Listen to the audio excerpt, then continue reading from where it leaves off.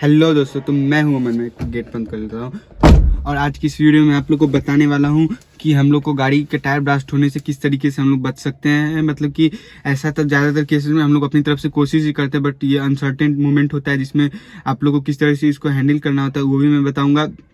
और आप लोग ज़्यादा से ज़्यादा इस चीज़ को किस तरीके से इग्नोर कर सकते हैं वो मैं बताऊंगा। बाकी तो भाई सब किस्मत के भरोसे, टाइम खराब चल रहा हो तो कुछ भी नई नई गाड़ियों को भी टायर ब्लास्ट हो जाते हैं, तो वो तो खैर अपना केस है। लेकिन हम लोग अपनी तरफ से क्या कोशिशें कर सकते हैं हम लोग उस पर बात करेंगे। और मुझे लगता है हम लोग जब अपनी तरफ से पूरी कोशिश करेंगे तो ऐसा कुछ हमें नहीं देखने को मिलेगा। अब जैसे कि आप लोग देख ही रहे हैं, मार्च का महीना शुरू हो चुका है, अब गर्मियाँ आने वाली हैं, तो ये केसेस ज़्यादातर गर्मियों में होते हैं क्योंकि टायर हीट होता है जिससे एयर फैलता है, मतलब कि टायर में एयर प्रेशर बढ़ने लगता है, उसकी वजह से हमारा टायर ब्लास्ट हो जाता है। और अगर टायर में कोई तरह का प्रॉब्लम हो, कटा फटा हो या कहीं से बबल वगैरह आया हो, तो ये केस और भी बढ़ सकता है क्योंकि उस पर प्रेशर पड़ेगा और वो अच्छे तरीके से सर्वाइव नहीं कर पाएगा और वो फट जाएगा। तो इन्हीं सब बारे में हम लोग आज बात करने वाले, तो चलिए शुरू करते हैं। तो सबसे पहले हमारा केस आता है टायर प्रेशर को ब्लास्ट करने से रोकने के लिए। हमारे टायर का जो रिकमेंडेड टायर प्रेशर होता है उसको मेंटेन करना। कई लोग क्या करते हैं, कभी 40 PSI करवा लेते हैं, कभी 45 करवा लेते हैं अपने अपने रीजंस की वजह से, लेकिन उसमें रिकमेंडेड होता है आप लोग कोशिश यही करें कि 35 से आपका एयर प्रेशर कम ही रहे, ताकि जब आप लोग गाड़ी हाईवे पे चलाओ, लंबे रन पे भी चलाओ, तो आपका टायर प्रेशर बढ़ के 40 तक चला जाएगा। लेकिन उसमें आपकी गाड़ी का जो टायर होता है उस पर ज़्यादा प्रेशर पड़ेगा नहीं, क्योंकि वो PSI धीरे धीरे बढ़ के 40-42 तक जाएगी। लेकिन आप लोग पहले से अगर 40-42 टायर प्रेशर मेंटेन करोगे तो वो बढ़ के 45-55 तक जा सकता है, जिसमें आपका टायर ब्लास्ट के चांसेस बहुत ज़्यादा ही बढ़ जाते हैं। इसीलिए आप लोग कोशिश ये करें कि कोई भी लंबी दूरी पे या 70-75 किलोमीटर की भी दूरी के लिए अगर आप लोग को हाईवे वाले एरिया में जाने वाले हो, अच्छे खासे स्पीड मेंटेन करने वाले हो, तो कोशिश यही करो कि अपना टायर प्रेशर रेगुलरली मेंटेन करने वाले हो। और अगर आपकी रोज़ की रनिंग है हाईवे पे 70-75 किलोमीटर की, तो आप लोग वीक में एक बार टायर प्रेशर जरूर चेक करवाएं। और अगर आप लोग लंबे टाइम के बाद गाड़ी निकालते हो, 1 महीने 15 दिन बाद अगर कहीं जाने के लिए निकालने के लिए, तो आप टायर प्रेशर को जाने से पहले चेक करवा के कहीं निकले, जिससे ये रहेगा आपका टायर प्रेशर मेंटेन हो जाएगा। अगर कम रहेगा तो भी ये खतरा बन सकता है, और अगर ज़्यादा रहता है तो भी ये खतरा बन सकता है। तो इसी के लिए आप लोग टायर प्रेशर मेंटेन करवा लोगे तो उस हिसाब से आपका टायर ब्लास्ट होने के चांसेस कम हो जाते हैं। और ये आपको गाड़ी में 2 लोग चल रहे हैं और 5 लोग फुल लगे चल रहे हो, तो उसका टायर प्रेशर में डिफरेंस आ सकते हैं।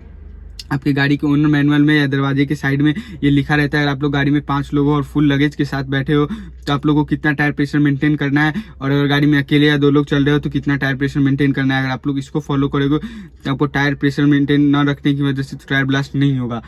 अब आता है हमारा दूसरा केस, जिसमें हमारे टायर का एज ज़्यादा पुराना हो जाता है, उस पर थोड़ा बहुत क्रैक्स आ जाते हैं। जैसे कि मैं 1-2 इमेज यहाँ पे लगा देता हूँ, आप लोग इमेज देख ही लिए होंगे किस तरीके से हमारे टायर में क्रैक्स आ जाते हैं, जिसकी वजह से हमारे टायर फटने के चांसेस बढ़ जाता है। अब मैं बताता हूँ वो क्रैक्स क्यों आते हैं। क्योंकि अगर हम लोग टायर को मतलब कि लंबे टाइम से चला रहे हैं और लोग देखते हैं उसमें जो उसका गिट्टी होता है, मतलब कि ग्रिप जो होता है वो बचा हुआ है, तो लोग सोचते हैं अभी तो ये टायर चलेगा, लेकिन ऐसा नहीं होता है। अमूमन हमारा टायर 5 से 6 सालों में खराबी हो जाता है, क्योंकि वो रबर का होता है और रबर का जो होता है उसके कारण वो सूख जाता है। और टायर सूखना मतलब उसका जो लेयर होता है मॉइस्चराइज का, वो पूरा खत्म हो जाता है और उसके कारण वो फटने लगता है कहीं कहीं पर से, जिसकी वजह से अगर हम लोग उसमें टायर प्रेशर डलवा भी लेंगे प्रॉपर, लेकिन उसको अगर हम लोग अच्छे खासी स्पीड में मेंटेन करेंगे और अगर PSI मतलब कि टायर का प्रेशर जो होगा वो बढ़ेगा, तो वो उस पर जोर लगाएगा, उसके कारण वो फट सकता है। तो इसको हम लोग को चेक करने का तरीका ये, टायर पे जो कोड दिया रहता है उसको देख ले। अगर आप लोग सेकेंड हैंड गाड़ी ले रहे हैं वगैरह, तो उन लोगों को तो अंदाज नहीं होता है टायर कब का है, तो वहाँ पे उसमें मार्किंग दी रहती है। वो मैं आप लोग को इस गाड़ी में चल के दिखा देता हूँ कहाँ पे रहती है। उससे आप लोग टायर की एज जो होती है वो जज कर सकते हैं, उसके हिसाब से आप लोग टायर को चेंज करवा सकते हैं। चलिए पहले हम लोग वही देखते हैं। जैसा कि आप लोग यहाँ पर देख सकते हैं, ये लिखा हुआ है 18 और 21, मतलब कि 18वें हफ्ते में और 2021 के ईयर में ये बना है। तो जैसा कि आप लोगों ने देखा किस तरीके से हम लोग अपना टायर का एज चेक कर सकते हैं। पहला वाला जो डिजिट होता है वो हमारे वीक के लिए होता है कि कौन से वीक में बना है ये टायर, और दूसरे वाला जो होता है वो 2000 मतलब कौन से ईयर में, 2000 जैसे 21 वहाँ लिखा हुआ था, मतलब 21 लिखा हुआ था सिर्फ, तो उससे आप लोग ये जान सकते हैं कि कौन सा ईयर है, मतलब वो 21 में। और आप लोग इसको 6 इस साल से मल्टीप्लाई करके भी मतलब कि ऐड करके देख सकते हो। जैसे कि 21 का ये टायर है और इसमें मैं 6 ऐड कर दूंगा, मतलब ये टायर 2027 तक चल सकता है। लेकिन ऐसा नहीं मैं इसको ईयर वाइज चेंज करूंगा, ये किलोमीटर वाइज भी चेंज होता है। तो अगर मेरा टायर मतलब कि गाड़ी कम चलता है तो उस टाइम के हिसाब से मैं चेंज करूंगा। गाड़ी मतलब कि कम चलता है, मान लो गाड़ी 20-22 हज़ार ही चला उतना टाइम पे, तो मेरा टाइम तो पुर चुका है 6 साल, तो इसलिए मैं वहाँ पे चेंज कर दूंगा, क्योंकि रबर सूख चुका होगा, लेकिन उससे पहले मेरा गाड़ी 35 से 40 हज़ार चल चुका होगा, उसी में टायर घिस चुका होगा। ऐसा केसेस भी होता है, गाड़ी 70 हज़ार, वो आपकी ड्राइविंग पे डिपेंड करता है। मैंने ऐसे केसेस भी देखे हैं, लोग लाख लाख किलोमीटर तक टायर को चला देते हैं, लेकिन वैसा भी कुछ रिकमेंडेड नहीं होता है। आप लोग उतना तक चलाओ जहां तक आपका रबर बचा हुआ हो, और अगर ईयर बचा हुआ हो वहीं तक आप लोग टायर को चलाओगे।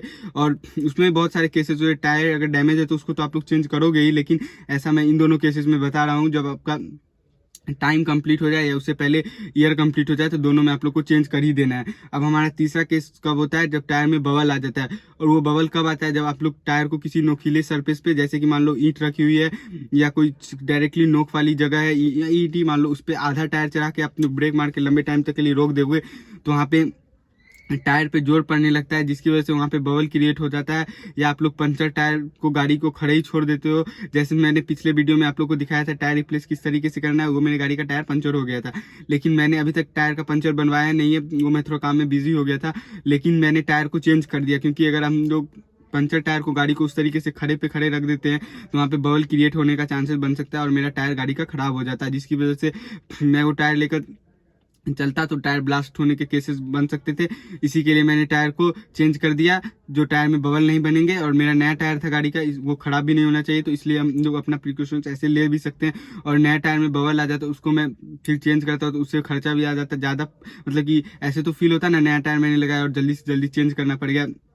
तो इसी के लिए आप लोग गाड़ी को ऐसे जगह पे खड़ा वगैरह ना करें, नोकीले जगह पे चढ़ाने से अपन टायर में कट भी आ जाता है, जिसकी वजह से, और वो बहुत छोटा कट भी होता है जो आप लोग अपने नेक टाई से मतलब कोशिश करते हो लेकिन इग्नोर हो जाता है, क्योंकि वो बहुत सारा छोटा छोटा कट रहता है। उसको आप लोग इग्नोर इस तरीके से कर सकते हो, गाड़ी को नोकीले जगह पे जगह जो होता है उस सब जगह पे ना चलाओ। मतलब कि चलाओ क्या, उससे बचा कर चलना है आगे। जानबूझ कर लोग जो गलती करते हैं, ऐसा कोई मजबूरी वाला सीन होता है उसमें आप लोग ध्यान से गाड़ी को वहां से क्रॉस करा सकते हो, लेकिन जानबूझ कर जो लोग गलती करते हैं उनके गाड़ी में ये सब खराबी आने की चांसेस बन जाती है।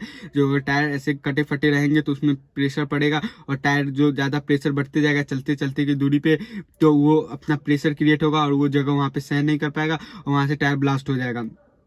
तो ये तरह हमारा टायर ब्लास्ट होने का तीसरा केस, जो इसमें आप लोग का टायर ब्लास्ट हो सकता है। अब तीसरा सिचुएशन कब आ जाए, मतलब अगर चौथा सिचुएशन कब आ जाता है, जब आप लोग गाड़ी में क्या करते हो कि टायर प्रेशर जो होता है उसमें मेंटेन करने का भी थोड़ा बहुत इधर उधर होता है। जैसे कि आप लोग प्रॉपर टायर में प्रेशर मेंटेन कर रहे हो लेकिन गाड़ी को बिल्कुल ही रफ चला रहे हो। रफ चलाने का मतलब क्या, जैसे कि एकदम हाईवेज वगैरह पे कट वट मार रहे हो, तो जैसे कि मान लो गाड़ी ये है, अगर आप लोग इस तरीके से स्पीड में राइट मुड़ोगे तो गाड़ी इस तरीके से हल्का सा रोटेट होती है ना, तो इस वाले व्हील पे इस साइड, जैसे कि मैं राइट मुड़ूंगा हल्का सा स्पीड में, तो लेफ्ट वाले आगे वाले जो व्हील उस पर जोर पड़ेगा। तो आप लोग को हाईवे वगैरह पे ओवरटेक करने के लिए इस चीज़ का ज़्यादा यूज़ करते हो, एकदम कट वट मारते हुए चलते हो, तो इससे एक टायर पे जोर ज़्यादा पड़ता है, जिससे उस टायर का जो हवा होता है उसको साइड में सेपरेट करता है, जिससे जोर पड़ता है टायर पे और वो फटने के चांसेस बन सकते हैं। आप लोग जब भी ओवरटेक करते हो तो ये हमारे लिए सेफ भी नहीं कट मार को ओवरटेक करना, क्योंकि एकदम से आगे तो हम लोग देख नहीं पाते हैं और डायरेक्टली किसी चीज़ से सामने देखना पड़ जाता है। तो इसी के लिए आप लोग कोशिश करो, जो लंबा पैच होता है उसी में आप लोग लेन धीरे धीरे चेंज करके ओवरटेक करो, ताकि आप लोग की सामने की विजिबिलिटी भी सही रहेगी और टायर भी आपका, मतलब टायर वाला तो खतरा नहीं रहेगा। सेफ्टी वाइज भी यही सही तरीका है ओवरटेक करने का। अगर आप लोग इस तरीके से गाड़ी को ओवरटेक करोगे तो आपका टायर भी सेफ रहेगा और आप लोग भी खुद भी सेफ रहोगे, क्योंकि टायर ब्लास्ट होने के अलावा और भी एक्सीडेंट होने के चांसेस बनते हैं। अब हमारा आता है फाइनल बात, जो अगर हमारी गाड़ी में टायर ब्लास्ट हो जाता है तो लोग पैनिक हो जाते हैं, और उस तरीके को हम लोग को किस तरीके से मतलब कि फेस करना है उस सिचुएशन को। तो अभी सबसे फाइनल बात ये होगी हम लोग को उस सिचुएशन को किस तरीके से फेस करना है। तो हम लोग क्या करेंगे इसमें, गाड़ी में जो होता है, जैसे मान लो पहले तो आप लोग को गाड़ी को कंट्रोल करने की कोशिश करना है, लेकिन उस टाइम पे थोड़ा सा लोग पैनिक हो ही जाते हैं। तो कोशिश यही करना है कि आप लोग जब भी ड्राइविंग करो आपका दोनों हाथ स्टीयरिंग पर प्रॉपर तरीके से होने चाहिए। अगर दोनों हाथ स्टीयरिंग पर होगा तो आप लोग गाड़ी को इधर उधर जाने नहीं दोगे, जिससे ये होगा, जैसे कि मान लो गाड़ी का अगर लेफ्ट साइड वाला आगे वाला टायर फटा तो गाड़ी बाएं साइड को भागेगी, लेकिन आप लोग क्या करोगे, कोशिश करोगे दाहिने की तरफ करने की। अब जैसे आप लोग दाहिने गाड़ी को मोड़ोगे तो उस व्हील पे जोर पड़ेगा लेफ्ट वाले पे, और उधर तो वैसे ही टायर ब्लास्ट हो ही चुका है तो वो गाड़ी को पलटा देगा। तो इसमें आप लोग को कोशिश यही करना है कि दोनों हाथ से स्टीयरिंग को होल्ड करके रखना है और स्टीयरिंग को मुड़ने नहीं देना है, क्योंकि वो मुड़ेगा तभी उस तरफ फोर्स जाएगा। स्टीयरिंग को सीधे रखने की कोशिश करना है, और अगर आप लोग लिमिटेड स्पीड में रहोगे तो आपके गाड़ी के पलटने के चांसेस थोड़े कम है। और आप लोग अच्छे खासे स्पीड मेंटेन कर रहे हो, जैसे कि स्पीड लिमिट से ऊपर गाड़ी को ड्राइव कर रहे हो, तो वहाँ पे तो बहुत सारे चांसेस है गाड़ी के पलटने को। आप लोग टायर ब्लास्ट वाले सिचुएशन को इग्नोर कर सकते हो स्टेयरिंग से, लेकिन जब सामने के किसी बाउंड्री वॉल वगैरह में लगेगा तो उसमें तो एक्सीडेंट होने के चांसेस है ही। तो इसलिए लिमिटेड स्पीड में आप लोग रहोगे तो टायर ब्लास्ट होने पर भी गाड़ी में बचने के चांसेस बहुत ज़्यादा बढ़ जाते हैं। और एक चीज़ और, बहुत लोगों में ऐसा मिथ होता है कि गाड़ी में पीछे वाला टायर अच्छा रहना चाहिए, आगे वाला कोई भी लगा दो काम चल ही जाएगा, या टायर चेंज भी करवाते हैं तो 2 करवाते हैं, पुराने वाले आगे लगा देते हैं और नए वाले पीछे। तो ऐसा हम लोग को बिल्कुल नहीं करना है। चाहे पीछे वाले थोड़े ज़्यादा घिसे हुए होने चाहिए टायर, लेकिन आगे जो होना चाहिए प्रॉपर सही टायर होना चाहिए, क्योंकि गाड़ी पलटने के चांसेस ज़्यादातर तभी बनते हैं जब गाड़ी का आगे वाला टायर ब्लास्ट करता है, क्योंकि आपका स्टीयरिंग वगैरह कंट्रोल वहीं पर होता है, आगे से ही होता है। अगर पीछे वाला टायर ब्लास्ट करता है तो कम चांसेस होते हैं गाड़ी के पलटने के, लेकिन आगे वाला अगर ब्लास्ट होता है तो बहुत ज़्यादा चांसेस होते हैं गाड़ी आपकी पलटेगी, और ज़्यादातर केस में पलटती भी है। मैंने ऐसे कई सारे केसेस देखे हैं जिसमें फ्रंट टायर पलटता मतलब फटता है और गाड़ी पलटती है। बहुत सेफ गाड़ियों को मैंने बहुत सारा एक्सीडेंट देखा है मैंने खुद ही, जो गाड़ी पलट जाती है। तो इसीलिए आप लोग को कोशिश करना है कि कम से कम आगे वाला टायर जो आपका सही कंडीशन में हो, भले ही पीछे वाला थोड़ा सा खराब कंडीशन में हो, लेकिन ऐसा तो आप लोग को करना नहीं है जो खराब कंडीशन मेंटेन करना है। ऐसे आपको प्रॉपर चारों नए ही टायर रखने चाहिए। नए क्या मतलब कि जितना रिकमेंडेड टाइम है उस टाइम के हिसाब से चेंज करने चाहिए, लेकिन अगर कोई मजबूरीवश लोग नहीं कर पा रहे हैं तो आगे कम से कम आगे के जो टायर होते हैं उसको अच्छे तरीके से मेंटेन करना चाहिए, पीछे वाला थोड़ा सा इग्नोर हो भी जाता है। तो इसी के साथ अगर आप लोगों को वीडियो अच्छा लगा तो वीडियो को लाइक कर दे, और वीडियो इन्फॉर्मेटिव लगाओ तो चैनल को सब्सक्राइब कर दो और बेल आइकन को दबा दे, ताकि आप लोग को ऐसे एक्सक्लूसिव वीडियो आगे भी देखने को मिलते रहे। और अगर वीडियो ऐसे सबसे पहले देखना चाहते हो तो बेल आइकन को दबा ले। और इसी के साथ वीडियो देखने के लिए आपका धन्यवाद।